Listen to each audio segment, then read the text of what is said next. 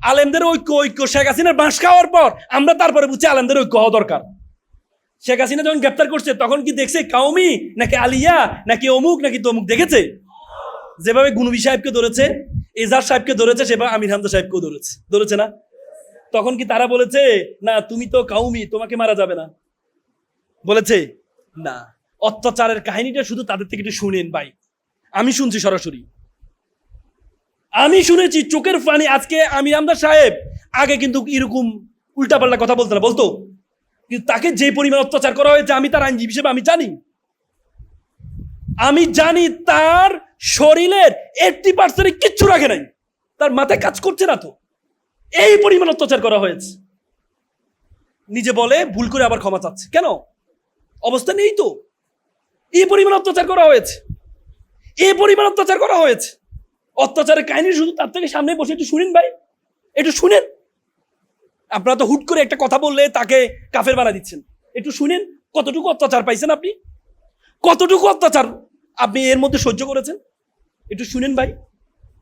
আমরা আলেম সমাজ, আলেম হচ্ছে আমাদের আমাদের রত্ন। এরা সবাই সবাই কওমি আলিয়া সবাই আমাদের রত্ন। এদেরকে আমরা যদি সমালোচনা করি তাহলে একসময়, আমি আবারও বলছি, দ্বিতীয় হাসিনার জন্য আপনাদের অপেক্ষা করতে হবে। এই জন্য ফতুয়া দিয়েন না, এক জায়গায় বসে ফতুয়া দেওয়া দরকার নাই। আপনি হেফাজতের প্রধান হয়েছেন এর জন্য ফতুয়া দিয়ে দিবেন সব জায়গায়, না ভাই। এটা ইসলামের ঐক্য ধ্বংস করে দেবে। এটা করবেন না ভাই, করবেন না। আগুন লাগছে, যে যে দিক থেকে পারে আগুন নিভাতে হবে। ডানে যাবেন নাকি বামে যাবেন, পিছন থেকে আসবেন নাকি উপর থেকে আসবেন, এই নিয়ে দ্বন্দ্ব করেন না, এই নিয়ে দ্বন্দ্ব করেন না ভাই। নতুন বাংলাদেশ তৈরি করার এখনো সুযোগ, নতুন বাংলাদেশ তৈরি এখনো সুযোগ আল্লাহ তাআলা আমাদেরকে দিয়েছে প্রত্যেককে। প্রত্যেকের ভুলের উদ্যোগ কেউ নয়, আমি সহ। আজকে আমি যতগুলো কথা বলেছি এটার মধ্যে কমপক্ষে 50টা ভুল পাবেন আপনি। যদি আমার 50টা নিয়ে আলোচনা করতে চান তাহলে আপনি 1000 ঘন্টা আলোচনা করতে পারবেন। কিন্তু আমার এখান থেকে যদি একটা শিক্ষা যদি আপনি আলোচনা করতে চান, একটা শিক্ষা নিয়ে যদি আপনি আলোচনা করেন তাহলে এটার জন্য যথেষ্ট। কিন্তু আপনি যদি ভুল ধরতে চান, আমরা অনেক ভুল ধরতে পারবেন। আমি প্রথমেই বলেছি আমি ভুলের ঊর্ধ্বে না, আমাকে ধরিয়ে দিবেন আপনারা। কিন্তু আল্লাহর ওয়াস্তে, আল্লাহর ওয়াস্তে, I have visited 26 all over the world. আমি পৃথিবীর 26টা দেশে গিয়েছি। আমি সেখানে মুসলমানদের অবস্থা শুনেছি, আলেমদের সাথে কথা বলেছি। এখনই সুযোগ, এখনই পৃথিবীতে আমাদের আলেমদের মতো এত মেধাবী, পৃথিবী এত দেশের মধ্যে আমাদের ছেলেরা কোরআনে ফার্স্ট হয়, তেলাওয়াতে ফার্স্ট হয় না? হয় না? টানা ফার্স্ট হয়। তার মানে কোরআনের তেলাওয়াতে যদি ফার্স্ট হয় তাহলে গবেষণায় আমাদের ছেলেদের থেকে মেধাবী কেউ হইতে পারে না। কিন্তু আমরা তো কেউ একজন আগাইলে আর 5 জনে মিলে টানি। মানে হাডুডু আমাদের জাতীয় খেলা কেন? হাডুডু দেখবেন একজন আগালে 5 জন ধরে রাখে, আবার 5 জন দাঁড়িয়ে থাকলে একজনকে খোঁচা মারে, হা ডু, কিরে ভাই দাঁড়িয়েছে খোঁচা মারে, হা ডু ডু। এই জন্যই আমরা আলেমরা একজন উঠতে চাইলে আরেকজন টেনে টেনে ধরে রাখি না। টেনে ধরে রাখবেন না, টেনে ধরে রাখবেন না। আমাদের রত্ন, এক একজন রত্ন। মিজানুর রহমান আজহারি যেমন রত্ন, আমাদের এই কি বলে কুয়াকাটার হুজুরের নাম কি? হ্যাঁ, আমাদের রত্ন হুজুরের নামটা কি? হাফিজুর রহমান হুজুর। আমার খুব ভালো লাগে। এগুলো আমাদের রত্ন। গবেষণা, সমালোচনা করবেন না, সমালোচনা করবেন না, সমালোচনা কখনো করবেন না। হাফিজুর রহমান হুজুরের বক্তব্য শুনে কত কত বেনামাজি নামাজি হয়েছে না? তাহলে সুযোগটা দেন না রে ভাই। আপনি সমালোচনা করলে চিনি উঠবে কিভাবে?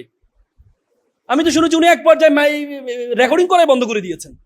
আর শুধু সমালোচনা করে, সমালোচনা করলে আগাইতে পারবে? এক হুজুর আরেক হুজুরের বিরুদ্ধে, কোনো বামের বিরুদ্ধে করে না। এই জন্য আল্লাহর হস্তে আজকে এই প্রতিষ্ঠানে আমি এত কথা বলতাম না। আমি আসলে আমার প্ল্যান ছিল আমি একরকম, সত্যি কথা আল্লাহর কসম, আমি আলোচনা করার প্ল্যান ছিল একরকম, কিন্তু আমি চলে গেছি অন্যরকম। আপনাদেরকে দেখে, শুধু আপনাদের আবেগ দেখে। বিশ্বাস করেন, এই যে আলোচনা, একটা আলোচনা আমার প্ল্যানের মধ্যে ছিল না। আমি চিন্তা করেছিলাম আপনাদেরকে কেরিয়ার নিয়ে কথা বলবো, কিন্তু আপনাদের অবস্থা দেখে আমার কাছে মনে হয়েছে যে আপনারা যেভাবে জ্ঞান নেওয়ার জন্য যেভাবে আগ্রহ দিয়ে পড়ে আছেন, আমি এই জন্যই বুঝি যে কাউমি অঙ্গনে হুজুররা আলোচনা করতে এত মজা পায় কেন। কারণ তার ছাত্ররা, মনে রাখবেন, পৃথিবীর বড় বড় টিচারের বড় বড় ছাত্র হয়েছে। জানেন তো এটা? এরিস্টটলের ছাত্র কে ছিল জানেন? কে? প্লেটোর ছাত্র কে ছিল? হ্যাঁ, সক্রেটিস। সক্রেটিসের ছাত্র ছিল সক্রেটিসের ছাত্র ছিল প্লেটোর ছাত্র ছিল এরিস্টটল। মানে বড় শিক্ষকের বড় ছাত্র। এই জন্য আপনারা এত মেধাবী হন। আল্লাহর ওয়াস্তে রাব্বানা আতিনা ফিদ দুনিয়া হাসানাতাও ওয়া ফিল আখিরাত, দুনিয়া এবং আখিরাতে হাসানা, দুইটাকে সমান্তরাল লাগাইতে হবে। শুধু একটা নিয়ে দৌড়ায় চলে যাবেন আর একটা পিছনে পড়ে থাকবে, তাহলে আপনাকে দিয়ে দেশের কোনো উন্নয়ন হবে না। এই জন্য এখানে যারা আছেন প্রত্যেকে চাকরি করার কেউ চিন্তা করবেন না, সবাইকে বলছি কেউ চাকরি করবেন না। আপনাদেরকে এতদিন মাথা ঢুকিয়ে দেওয়া হচ্ছে গরিব থাকো। আল্লাহ রাসূল বলছে কাজ আল ফাকরু ইয়াকুন আল কুফরান, দারিদ্রতা মানুষকে কাফেরের দিকে ধাবিত করে। আপনি যখন আলী রাদিয়াল্লাহু তাআলা আনহু বলেছে দারিদ্রতা, এটা যদি কোনো মানুষের নাম হইতো তাহলে আমি তারা হত্যা করতাম, কারণ দারিদ্রতায় মানুষ কষ্ট পায়। আর আপনারা বলেন দুনিয়া করো না, আখিরাত করো। আখিরাত করবেন, কিন্তু আপনাকে দুনিয়া। আল্লাহ রাসূল কাছে একজন সাহাবা আসছেন, ইয়া রাসূলুল্লাহ আমি চিকনা হয়ে যাচ্ছি, আমার একটা দোয়া পড়ে দেন। আল্লাহ রাসূল তারা দোয়া পড়ে দিল। এরপর সাথে ইয়া রাসূলুল্লাহ আমি তো আরো চিকন হয়ে যাচ্ছি। বলছে তুমি কি দোয়া পড়ো? আমি বলি রাব্বানা আতিনা ফিল আখিরাতি হাসানাতাও ওয়া কিনা আযাবান নার। এই তো তুমি আখিরাতে হাসানাত, দুনিয়া হাসানাত আগে চাইতে হবে। আগে তো দুনিয়ার হাসানাত চাইতে হবে, তারপরে না আখিরাতের। আগে তো তোমার দুনিয়াতে পাঠানো হয়েছে রে ভাই, তারপরে তোমাকে আখিরাত। পৃথিবীর আমাদের ইসলাম ধর্মের যত বড় ইবাদত গুলো আছে, বেশিরভাগ ইবাদত কার জন্য? টাকাওয়ালাদের জন্য। হজ কার জন্য? গরিবের জন্য। যাকাত কার জন্য? কুরবানি কার জন্য? সাদকা কার জন্য? তাহলে গরিব থাকো, টাকা কাকে দিবেন?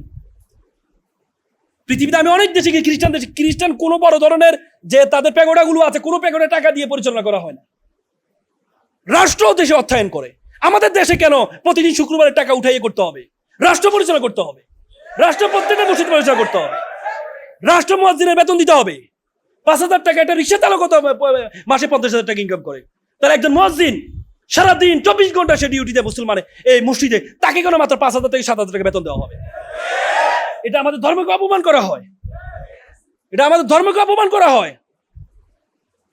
আজকে এই আলেমদেরকে, যারা মসজিদের ইমাম, তাদেরকে একটা প্রাইমারি স্কুলের টিচারের যেমন বেতন হবে, তার চেয়ে ডাবল বেতন কাকে দিতে হবে? মসজিদের ইমাম এবং মাদ্রাসা শিক্ষকদেরকে দিতে হবে। কারণ তারাই আমাদের দেশকে তৈরি করার জন্য। আপনি দেখেন বাংলাদেশে 5 বার দুর্নীতি চ্যাম্পিয়ন হয়েছে। কয়বার? 5 বার। যতজন দুর্নীতি করেছে তার মধ্যে কয়জন দেখবেন আপনার মাদ্রাসা ছাত্র? কয়জন পাবেন? বাংলাদেশ মাদকাসক্ত অ্যালার্মিং হয়ে দাঁড়িয়েছে, কয়জন মাদ্রাসা ছাত্র মাদক গ্রহণ করে? তার মানে বাংলাদেশকে সুন্দর করার জন্য তারা করে। আর আপনি সকল ফলাফল দেন কাকে? যাদের কোনো নৈতিকতা নাই, যাদেরকে টাকা দিবেন 100 টাকা, 99 টাকা খাই ফেলে, তাদেরকে আপনি দেশ তৈরি করার জন্য দেন। এই জন্য আপনাদেরকে প্রত্যেকে এক একজন, আপনি দেখেন আশারে মুবাশশারা যে 10 জন যারা জান্নাতের সুসংবাদ পেয়েছে, তাদের 8 জনই ব্যবসায়ী ছিলেন। কয়জন? আজকে জুবাইর ভাই উনি যদি চাকরি করতেন, হয়তো একটা কলেজের টিচার হইতেন বা বিশ্ববিদ্যালয়ের টিচার হইতেন, কিন্তু তার অধীনে কতজন এখন চাকরি করে? কতজন? 100, 200, সামনে 1000 জন চাকরি করবে। এরকম উদ্যোক্তা তৈরি হতে হবে। আল্লাহর রাসূল খাদিজা, আল্লাহ তাআলা আল্লাহ রাসূলকে যত সিদ্ধান্ত, সব সিদ্ধান্ত আল্লাহর পক্ষ থেকে আসছে না? খাদিজাতুল কুবরা রাদিয়াল্লাহু আনহাকে কেন বিবাহ করেছেন 40 বছর বয়সে? কিসের জন্য? সেটিও আল্লাহর সিদ্ধান্তে। কারণ ইসলাম প্রচারের জন্য টাকা লাগবে, অর্থ লাগবে, সেটি আমাদেরকে শিক্ষা দিয়েছে।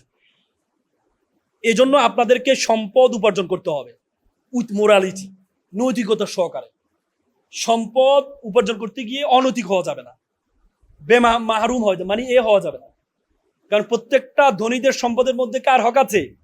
ওয়াফিয়া মুআলিহিম লিসসাহিলিল মাহরুম, নাকি কি আছে? যারা ধনীদের সম্পদের মধ্যে কার আছে? হক আছে, গরিবের হক আছে।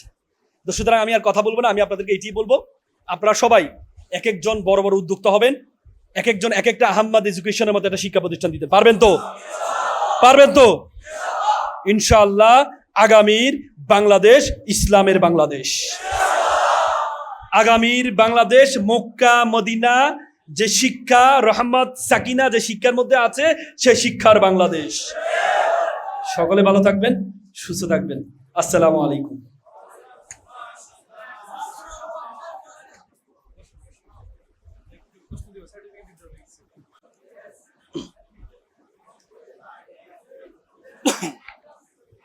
ভাই, আপনাদেরকে আমি আল্লাহর ওয়াস্তে একটা কথা বলি, ব্যবসায়ীর কথা তো বলছি না? পৃথিবীতে যত পেশা আছে সোশ্যাল সিকিউরিটির জন্য আমি আলেমদের পক্ষে আওয়ামী লীগ আমলে কেমন লড়তে পারছি জানেন? শুধুমাত্র আইনজীবী হওয়ার কারণে আমাকে চাইলেও তারা নিতে পারেনি। যদি একবার ছাত্রদের যখন শেষ কামর ছাত্রদের পক্ষে লড়েছি তখন আমাকে ডিবি হারু নিয়ে গিয়েছিল তখন, কিন্তু আলেমদের পক্ষে যখন লড়েছি তখন কিন্তু যখন শেষ কামরের সময় নিয়ে গিয়েছে।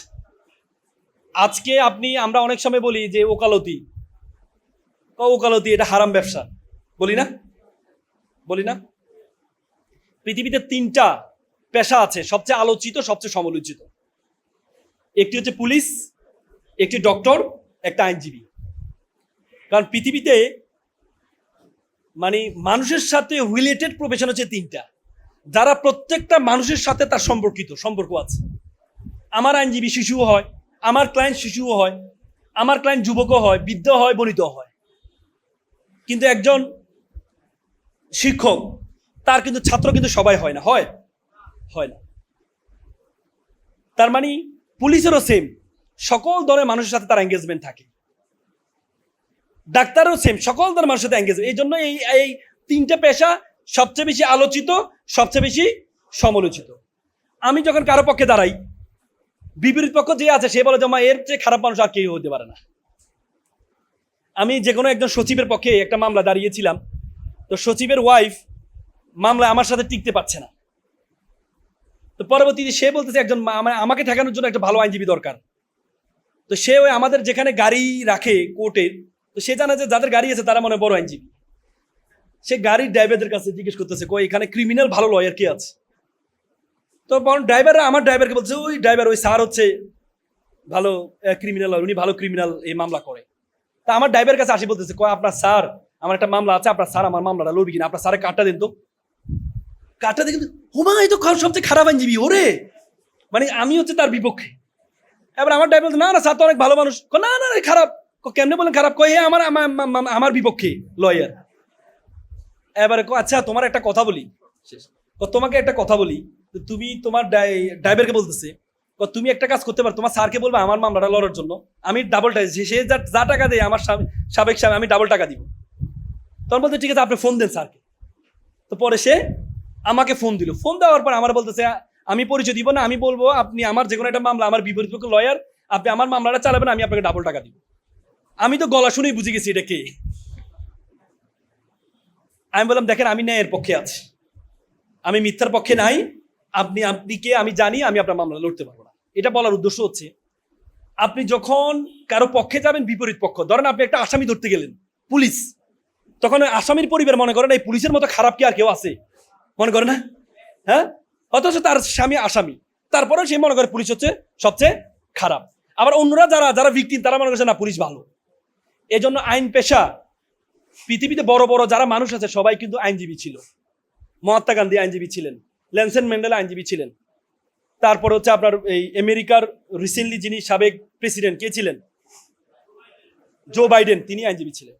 এই জন্য আপনারা যদি আইনজীবী হিসেবে থাকতে পারেন, একটা গ্লাস দিয়ে আপনি পানিও খেতে পারবেন, একটা গ্লাস দিয়ে আপনি মদও খেতে পারবেন। পানি খেলে ভালো, মদ খেলে খারাপ। এই জন্য আইন পেশায় আল্লাহর ওয়াস্তে আসার চেষ্টা করেন।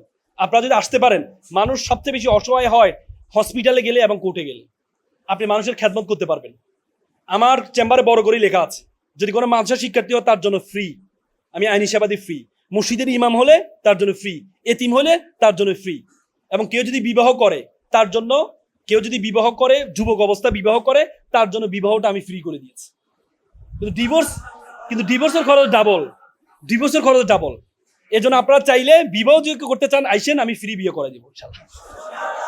যুবক অবস্থায়, আবার বয়স্ক অবস্থা বিয়ে করতে যাবেন তো টাকা আছে যদি বিয়ে করবেন, মানে যার সামর্থ্য নাই গুনাহ থেকে বাঁচার জন্য বিয়ে করবেন, সে আসবেন, আমি তাকে ফ্রি বিয়ে সব করাই দেবো ইনশাআল্লাহ। ওকে, তো সুতরাং আইন পেশা আসবেন, আপনাদের প্রতি উদ্যত হবেন। সকলে ভালো থাকবেন। আসসালামু আলাইকুম।